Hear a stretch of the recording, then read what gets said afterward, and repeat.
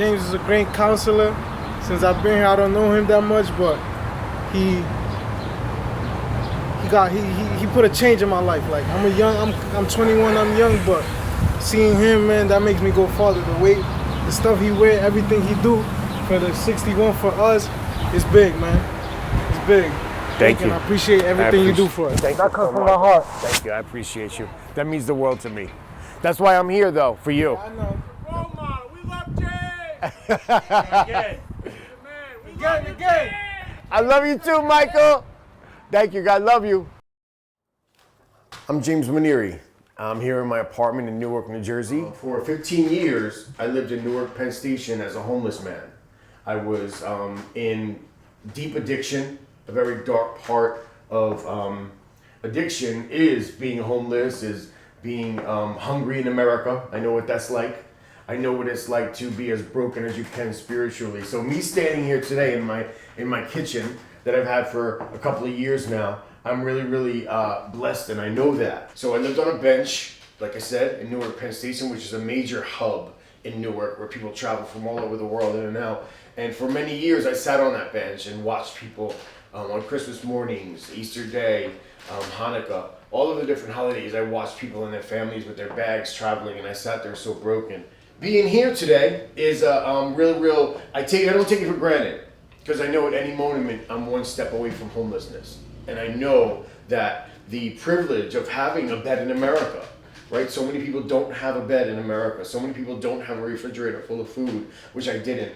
So today is July 25th, it's Saturday, and I have an amazing journey for us. Today I'm going to be going to my job as a staff member, where I have clients there that I'm going to be participating in a group with.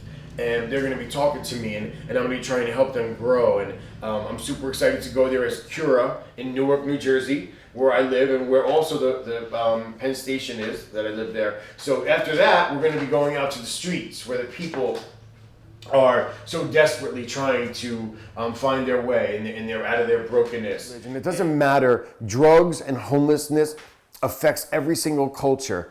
It affects the Black Lives Matter movement. It affects the LGBTQ plus movement. My goal in my life is to, and not only my goal, but my purpose. I stand in my purpose, and I know my purpose, and I thrive in it because I have a very big God, and I pray very big, and I get very big answers. And because of that, I listen, and I stay present in this moment. Like right now, this is incredible for my voice to be used, and that is what I'm gonna do when I go to Cura. Every single day I get in my car, I go there, and I make sure that the lesson that I have learned is taught. It must be taught. My life matters. I've learned that. For a long time, it didn't matter. I was always trying to kill someone that I didn't even know. And I'm not gonna do that no more. I will rise up, and I am rising, and I will not be oppressed. So therefore, I must take people with me. Today, July 25th, 2020, me, James Manieri, we're going out to make a difference. We're going out to help evolution. This is a day in my life. Hey, it's James. I just arrived at work. Yeah, I have 2 groups to run, and then I'm gonna be going out to do the outreach. Exactly. Yeah, it's in Newark, New Jersey.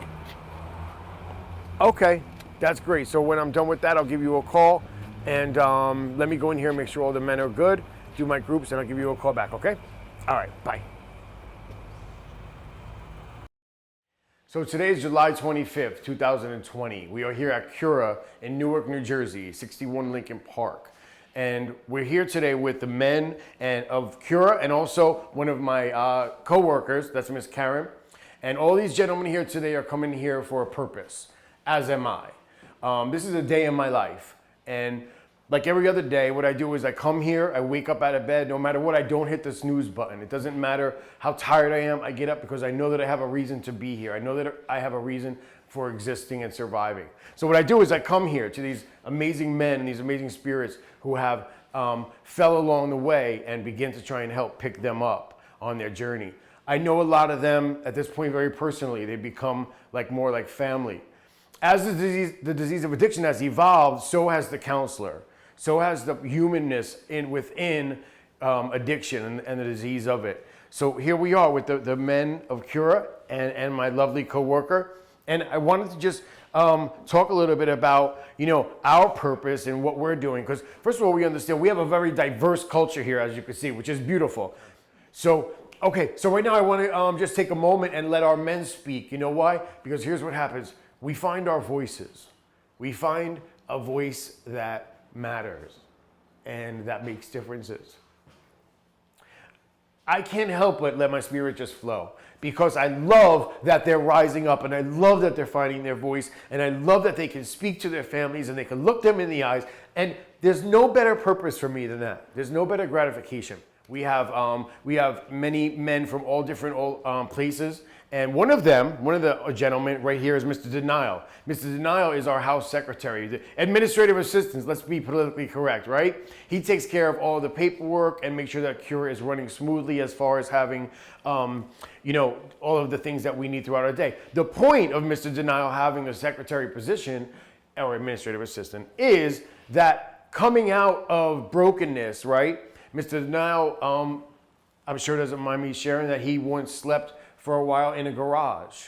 He was in the darkness of that, and here he is today. He walked into Cura with just a couple of things and now he's evolving into someone being responsible, someone taking action for his own life. He's in school, Mr. Denial. He is doing amazing things. We're so proud of him.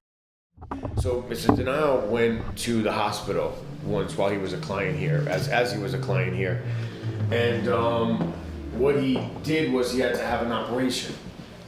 Now, many people that are addicts get, major operations done, and one of the first things that the disease of addiction tells them to do is painkillers. Get a painkiller is a great excuse. This is the moment I could use. It'll be okay. The doctor gave it to me. It doesn't matter. Get one, feel something to feel nothing.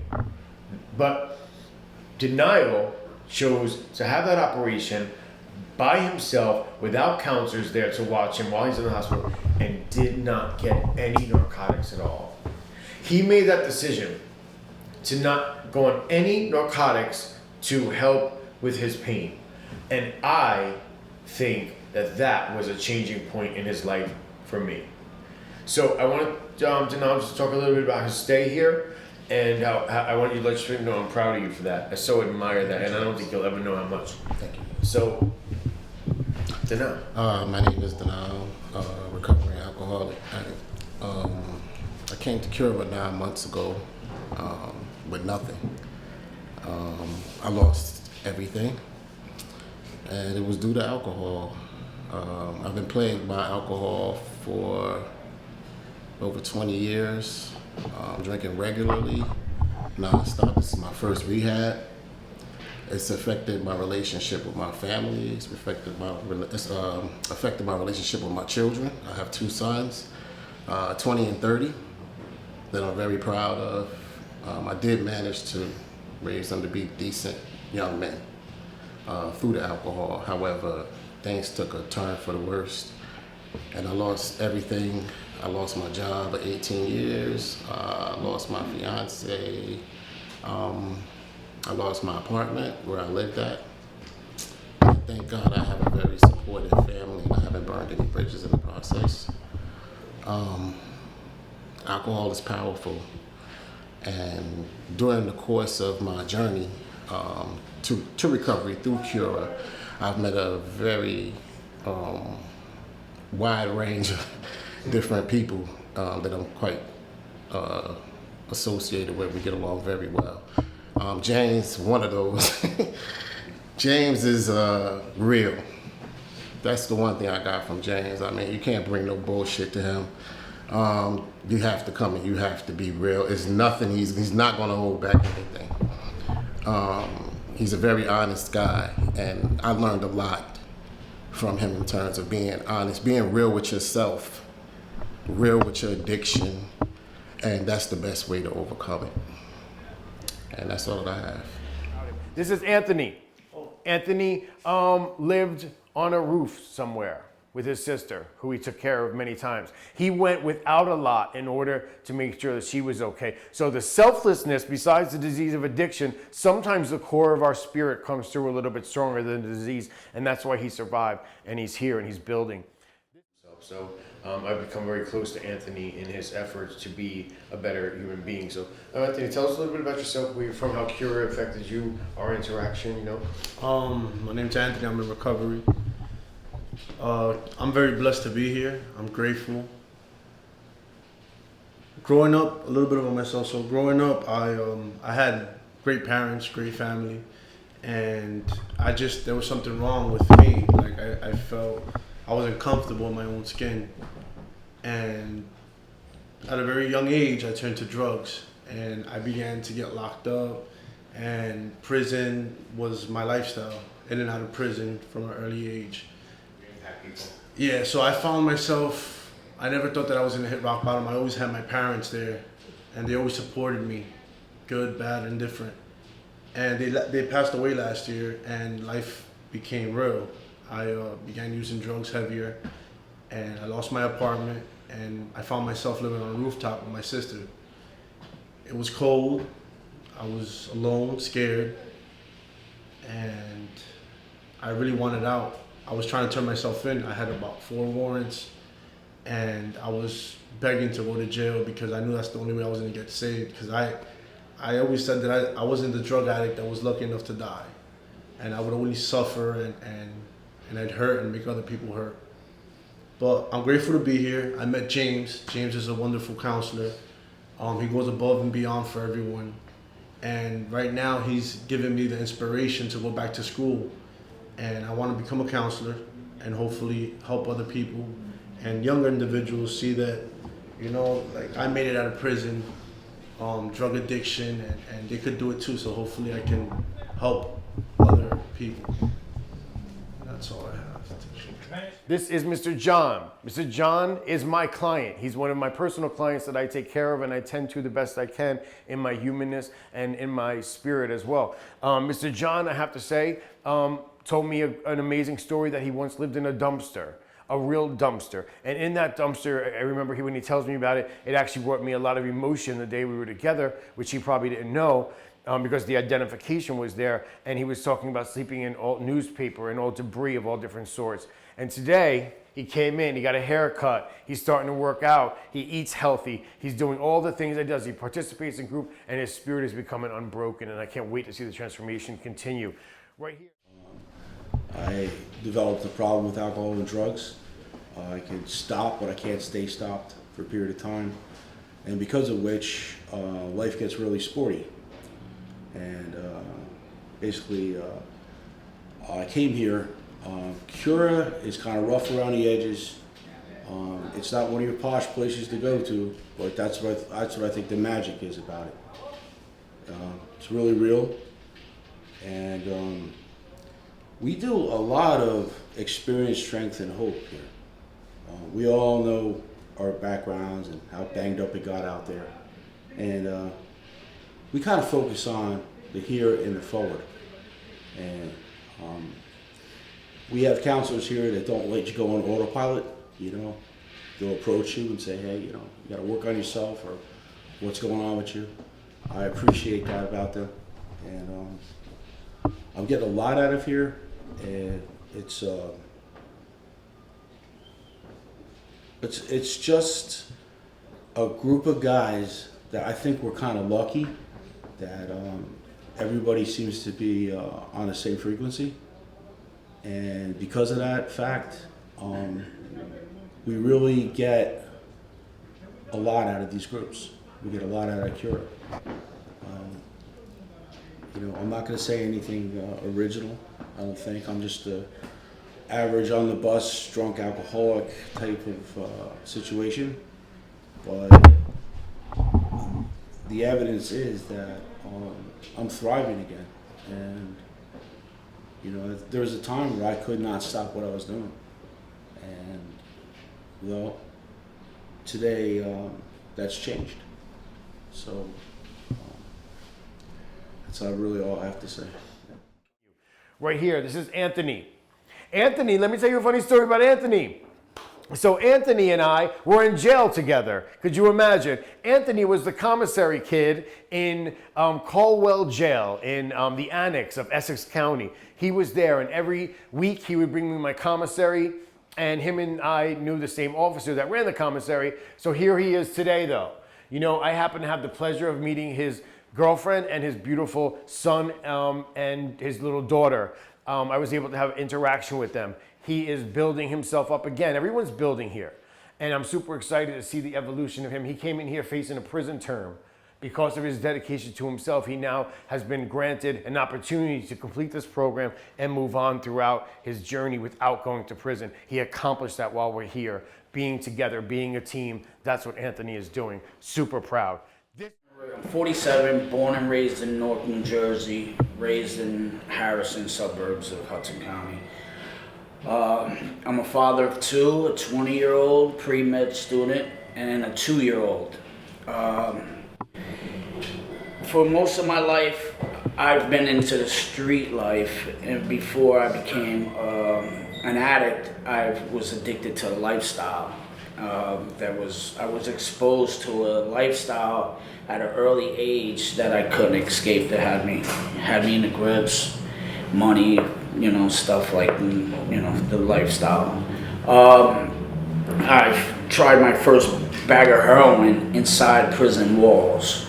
Became an addict, addicted to heroin at the age of 24. From that time on, I've been arrested 52 times, been to prison 5 different times, got 20 felony convictions. I will do anything, all means necessary to support my drug habit, and under the exterior, the tattoos and all that, James has taught me to express myself as a human being, to be vulnerable, to open up, to be a better person, to be a better man, so I can be a better father to my children. Like Cliff, I get a little emotional when it comes to my daughters. I'm not a bad person, I'm just a sick person trying to get better.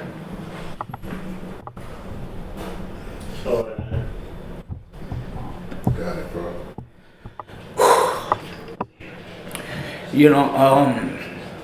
I've been through this process numerous times. It hasn't stuck. I haven't applied a lot of things in my life.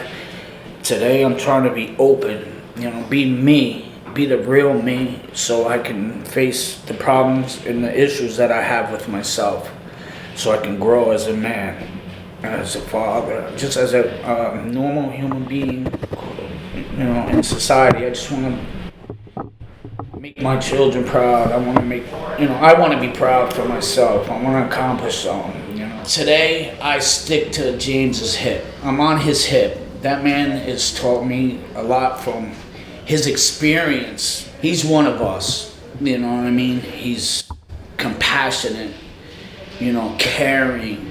He gives us hope, you know what I mean? That we can overcome this addiction. And we have one goal, is just to get better and be better men. We're just people that have an addiction problem. We're fighting for our lives, and we do things in our addiction that we're not proud of. I just want to be a better man, a better human being, and just get better. Proud. This gentleman right here, talk about strength. I want to tell you a story. So, Mr. Clifford was in court one day, and we went down to a courthouse, and the judge, he had to turn himself in. They put him in handcuffs. I stood there, and my boss told me to leave and come back. I said, what would my family do? Would they leave? Regardless of me being an employee here, it wasn't about the employee for me. It was about being human, and it was about making sure that I did the right thing in my spirit so I could sleep that night. So they took him away in handcuffs, and I wanted so very badly to see him free. And for me, I decided to stay throughout the day, and I waited all day, and I sat on the benches, and I waited, and I walked outside, and I didn't really know if he was going to make it out. But then I went to all the different courtrooms, and they told me he's going to be here at this time. He came in handcuffs. He stood up, he spoke. Luckily, he looked in, and he seen me sitting there, and when he told me, Clifford told me that he thought I left. And for him to see me, that reminded me of when my father was there, and my father stayed for me when I was in handcuffs. And I was so grateful that I followed my spirit. And this gentleman walked out of that courtroom without handcuffs into a car, where we came back to Cura, and he's been evolving ever since. I just want to touch on what James has spoke about, him being there for me when I was in court. I can't begin to tell you, how lonely, I felt at that time. I thought it was all over. He was giving direct orders and stuff, to lead me where I was at. So seeing him, when I came up into the courtroom, seeing him there, it was like, it was my savior. It was an angel, a halo over his head, so to speak, and I am so grateful for him today. He's taught me so much, about recovery. Not only taught me, but he showed me, by walking the walk. Whatever this man say or whatever, he not only says, he walks the walk. And today, I'm about to leave here. I've been here almost nine months now, and I'm ready to live life on life terms. I'm building a relationship with my daughter. She's speaking to me today. And that is so overwhelming to me. She's speaking to me. We had a conversation on the phone. And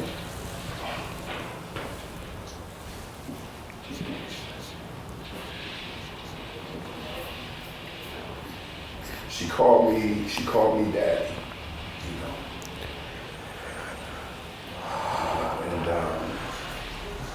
that may sound simple, but being out of a girl's life, life for like 9 years and stuff, and me thinking, that she wanted no more parts of me and stuff, for her, just the conversation that we had, brought me to tears. Miss Karen is an employee here. She's an amazing staff member. We became not only co-workers, but friends and comrades. A comrade is someone you could depend on no matter what. This young lady right here, I could do that. I know if I need her for anything, she'll be there. Her connection to the community is something that she has brought to Cura. She's brought a connection to the LGBTQ plus centers that help our men, whether they are in that culture or not. It is, again, diverse, and we don't discriminate against anybody that walks in these doors. She has got us to celebrate holidays in her friends' restaurants when we were going to be stuck in the house for the last Thanksgiving. She went there. We had a big feast. It was all directed by Miss Karen. So these are the spirits that are amongst me right now. And then I, every day, get the pleasure of not hitting that snooze button and coming in and speaking with them. So here we are. My story is different. I do not come from alcohol and drug abuse. However, I come from being homeless. My father was a professional singer for the BT Express. I don't know if you guys know. He made songs like "Here Comes Express" and "Do It." Come on, let's do it. Do it. Do it to the satisfied. Songs like that. And my mother, she was a young nurse, 16 years old at the time. Well, when my father did not want to marry my mother, the first thing she did was get out, took her anger out on me. So I was homeless from the age of 9 or 10 till I became a grown woman. So I never lived with my mother since I was 9. I lived in the streets, so I seen it all. Lived in Harlem, the Bronx, Brooklyn, all over. I was a homeless child eating out the garbage cans. But for this day, I became a professor. My mother and father didn't even know. When I reunited with my father 5 years ago, he says, "Oh, Karen, I thought you were living with your mother." I said, "No, I lived on the street. You left me." Because at the end of the day, if I can make it, they can make it. And that's my story. And James, he's a disciplinarian. I said, "James, you're a disciplinarian." He'll go, "We're going to do A, B, C, and D," but that's good. And that's why I love James, because of that. He has a lot of structure. He even brought structure to me at this job in Cura, And I was like, wow, I learned something from James too. Because he's a disciplinarian. That's what I like the most about him. He's about his business. And that's all I have. And here we are in Newark, Penn Station. This is where I used to live. I wanted to just show you the bench that I lived on for many years is right here. Not the one facing us, but the one facing the other one. For many years, that's where I lived. 15 years on and off. And these doors behind us, I used to hear opening and closing, and I knew that the cold was outside waiting for me. So that is one of the reasons that I come here to Newark Penn Station, to always remember and to also rescue those. Like I said before, it's about rescuing those that need to be rescued, because I've been rescued. So what I do is I come down here and do outreach. But that bench is extremely important to me. That bench is something that I lived on for many years, and I will never forget this place. It was home for me. You know, they say home is where the heart is. I guess even if it's a broken heart, I'm not sure. Because I'm not sure also if I was even really living. I consider myself just existing there. So today is July 25th, 2020. Here we are in Newark, Penn Station, my old address. But I made it out. So because I made it out, what I do is, now that I've been rescued, I do my best to go back and rescue.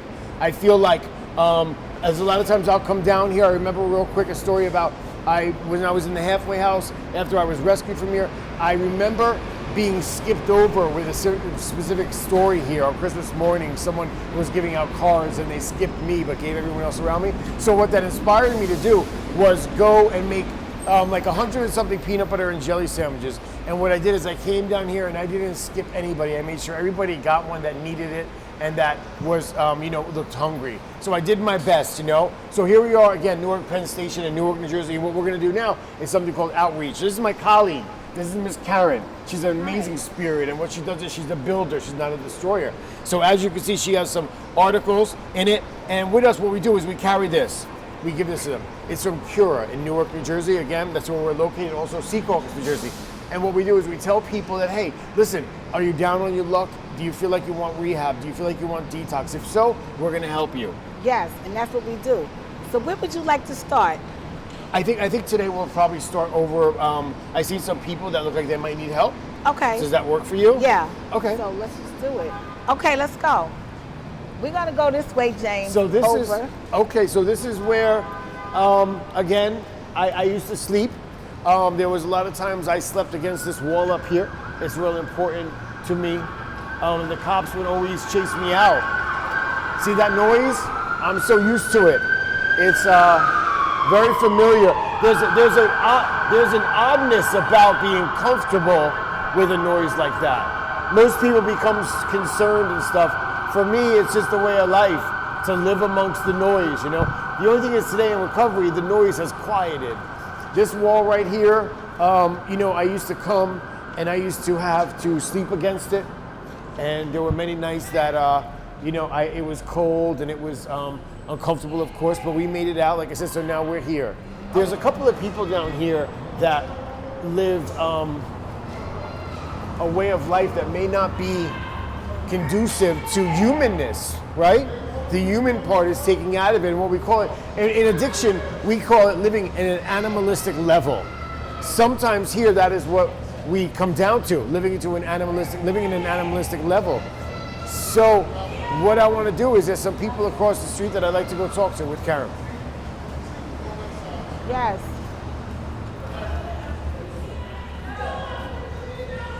You hear that noise in the background? Like, I don't know.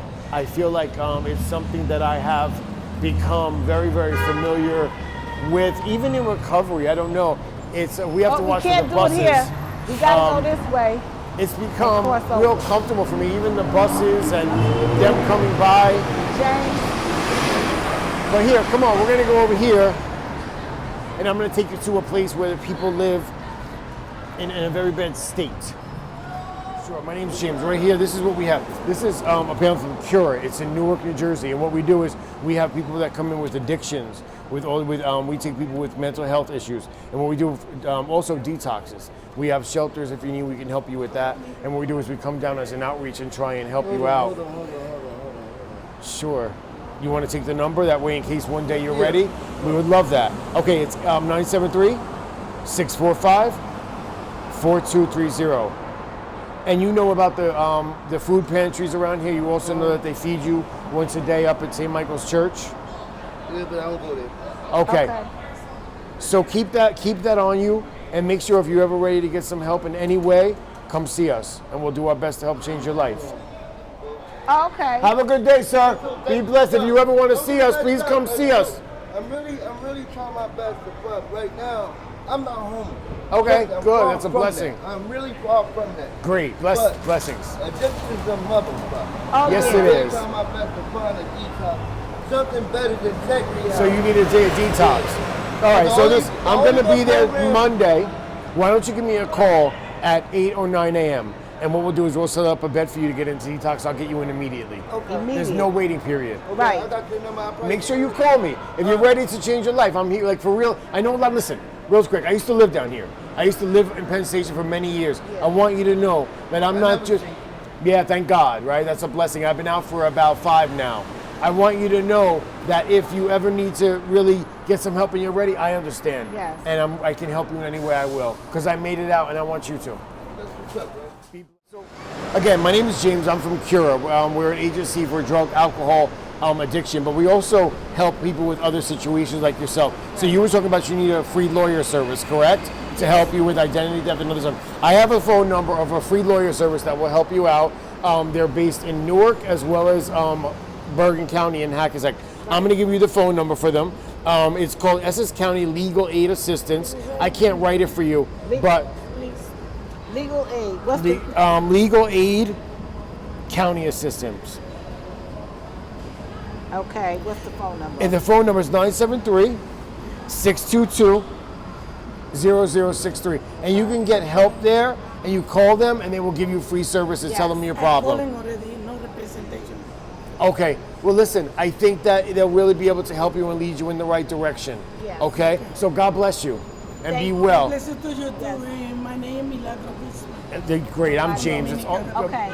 pleasure to meet you. Be well and be Thank blessed. you, Milagro. And call that number, okay? Call it. All right. Good luck to you. This way. We'll go over here. There's a lot of people that are, I think, desperate even, Yes. that need the help, you know, Yes. that want to change their lives. We'll see. Let's see if we can help somebody, get somebody Yes. some information. Okay. That's the fine. goal. That's the goal. Love it. Let's go. Lovely. All right, so we gotta go down and ask them. Do they? Here we Yes. go. We're going right in there. Let's go. This is the belly. Right This in is there. it. Like, you know, a lot of these people are waiting for the lot of these people. for the bus, but also there's other people down here that need assistance and help that Hi. are broken. Hi, how are you today? So I guess we'll see. How you doing? Just keep looking. You guys need some? Here you go, James. I want you to have information though. That we're Cura. What we do is we are services for drug and alcohol addiction, but we also help in any other situation if you want to get into detox or something. Tell you about food pantries. We tell you about where you can get breakfast, lunch, and dinner. So if you're ever interested in that, there's a phone number in there. Please give us a call, okay? Okay. Be blessed. Be blessed. Thank you. All right.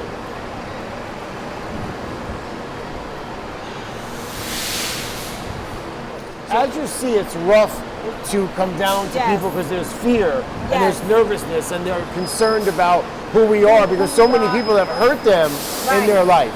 So many people have been dishonest. So many people have learned nothing but distrust.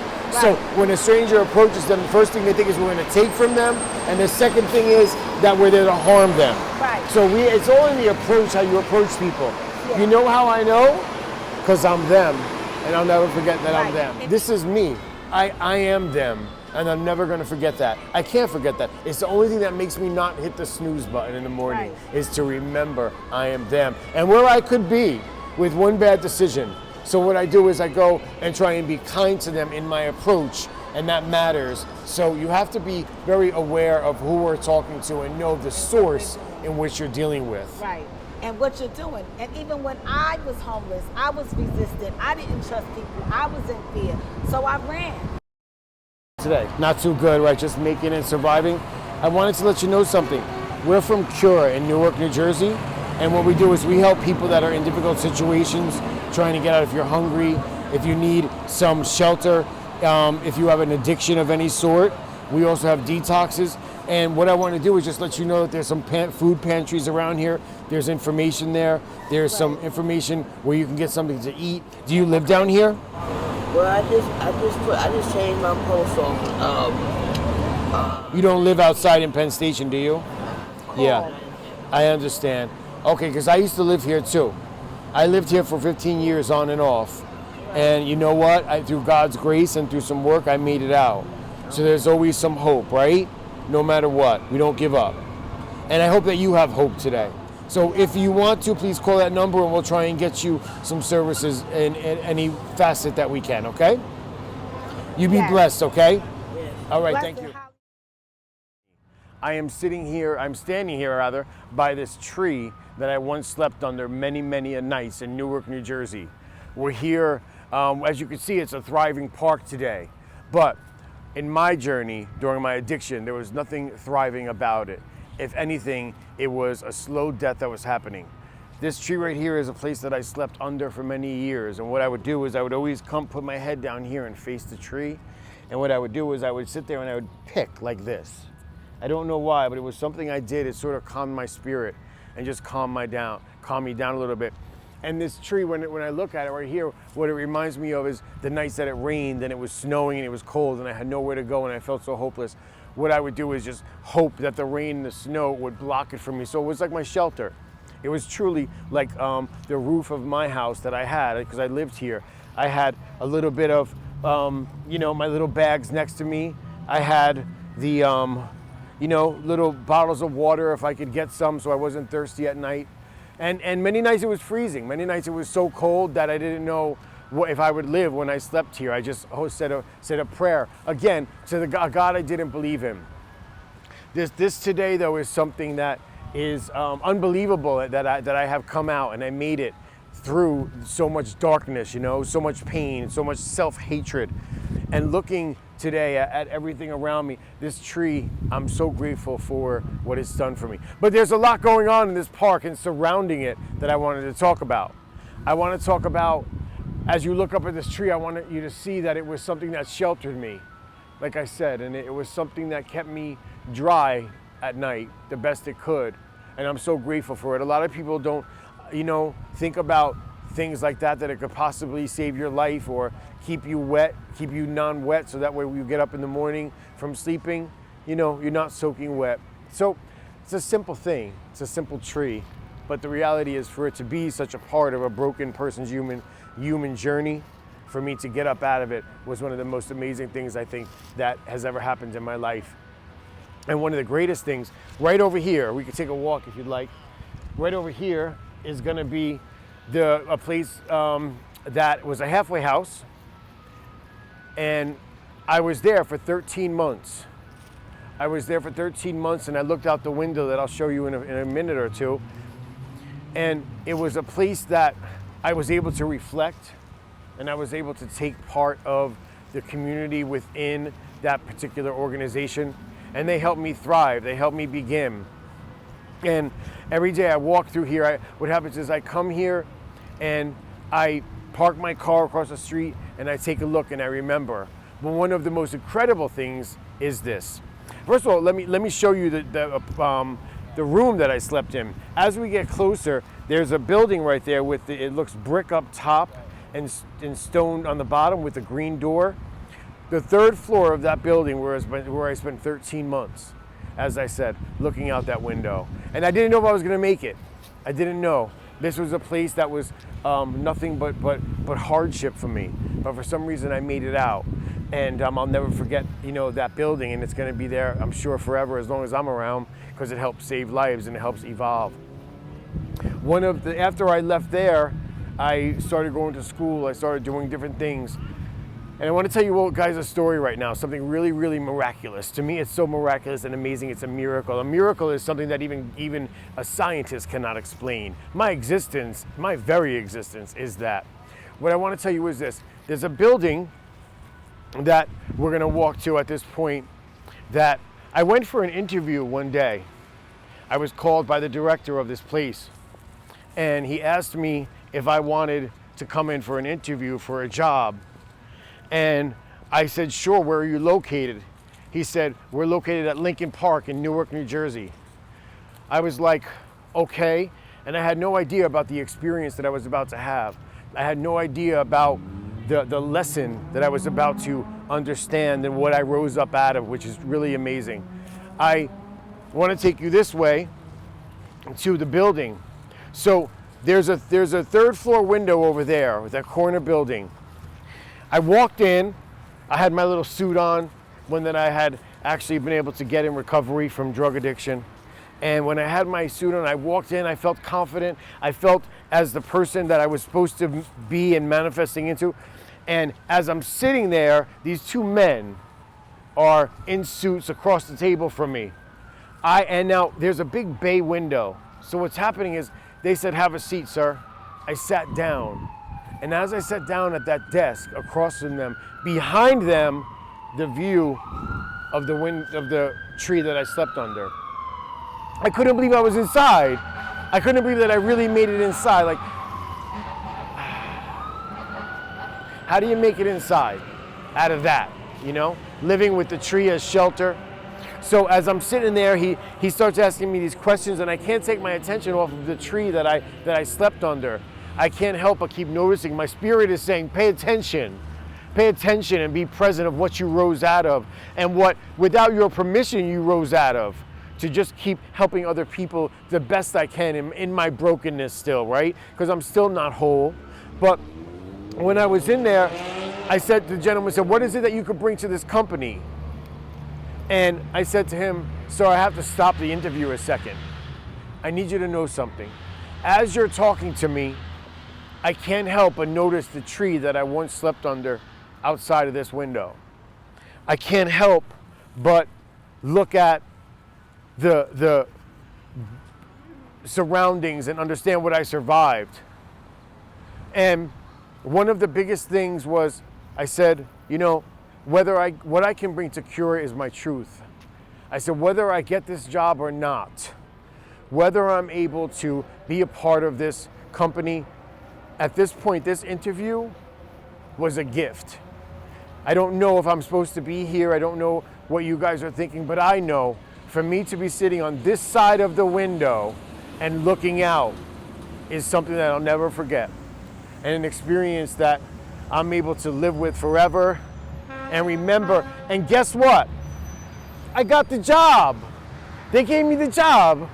He was like, young man, I think that you could bring some things to this company. And I was like, I don't know what it is, but let's try, you know? And next thing I know, he tells me, come next week. I did all the paperwork. I was so excited. I told my family, oh my God, I got a job. You know, I'm going to be like a counselor intern. I'm so excited. I'm going to be with the men all day of this place, and I'm going to be able to run groups and use my lessons and my voice, and I'm finding my purpose. And they were so excited for me. And I remember my first day, I drove up and I parked and I stopped. And I realized like what it is that I really came out of. And I don't know how. Some days I really don't still. But I do know that I'm grateful. They say a grateful addict will never use.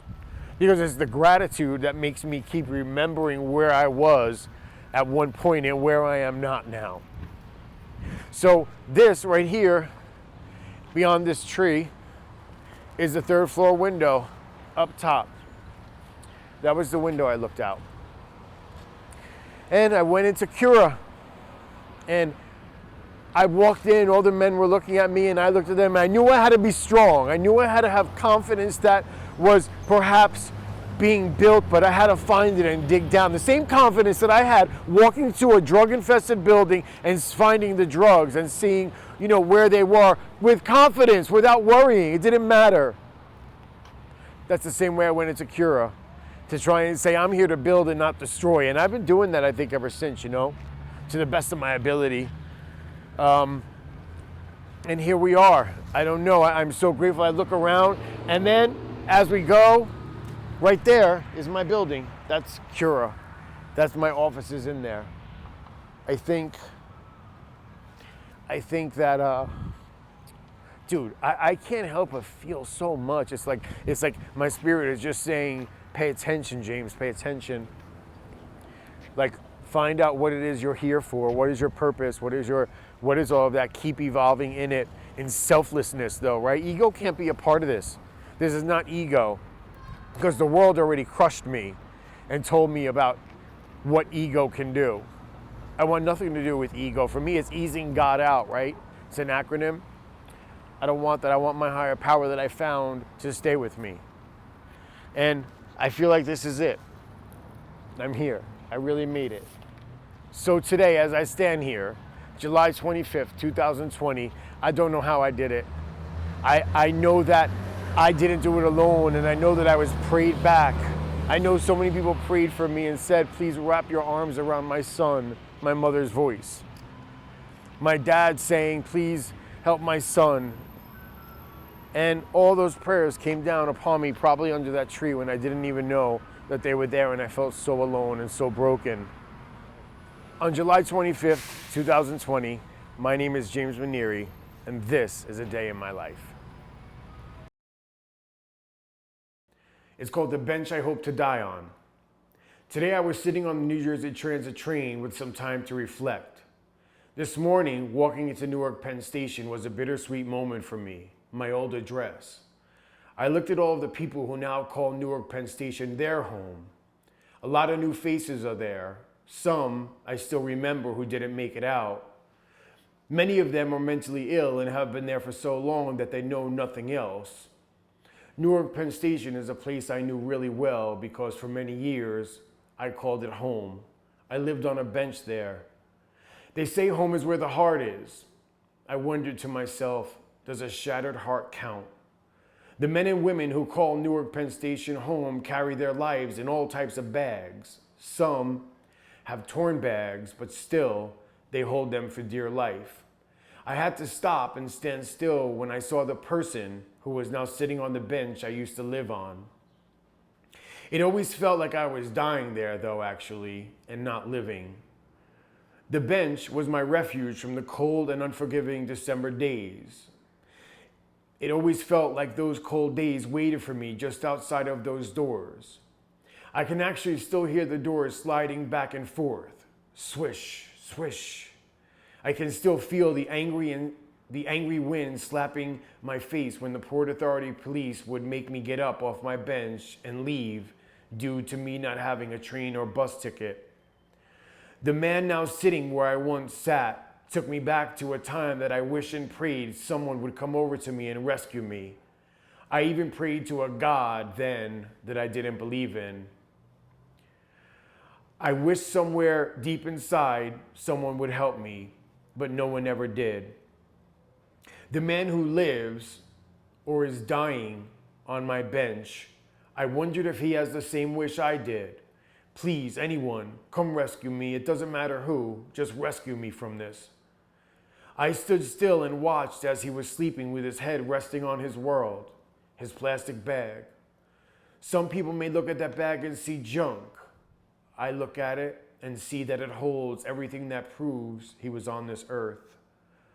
My God, how I remember the loneliness and the sadness, the broken spirit, the hunger, the addict, the addiction. I thought of a time having my whole life in a plastic bag too, proving my only existence. The crashing of my thoughts were like a tsunami. They kept flooding my mind, forcing me to remember without my permission. The hunger cramps that kept me up all night, the smell of blood dripping down my arm, the sounds of crashing bars locking me in a cell, allowing me to live animalistically. I can't believe that I lived through all of that pain. Standing there in that spot today, though, I was looking at that bench with no substances in my body, with clean hands and clean nails which are no longer filthy. My stomach is filled with the delicious breakfast that my mom traveled all the way from Rutherford to Newark to my job to bring me, where I now have my own apartment.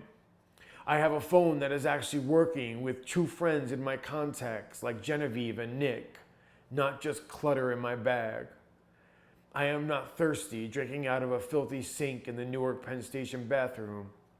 I can think of yesterday as lessons to teach as I humbly remain a student of life. My train was arriving and I needed to move from that spot.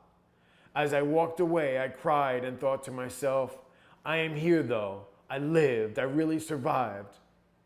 I still breathe and stand stronger and taller than ever before. I am unbroken on this crazy journey called life.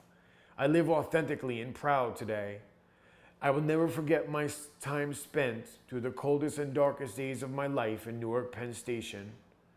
I turned around one last time and smiled as I turned the corner, looking back for the last time, because today I can. God bless the journey.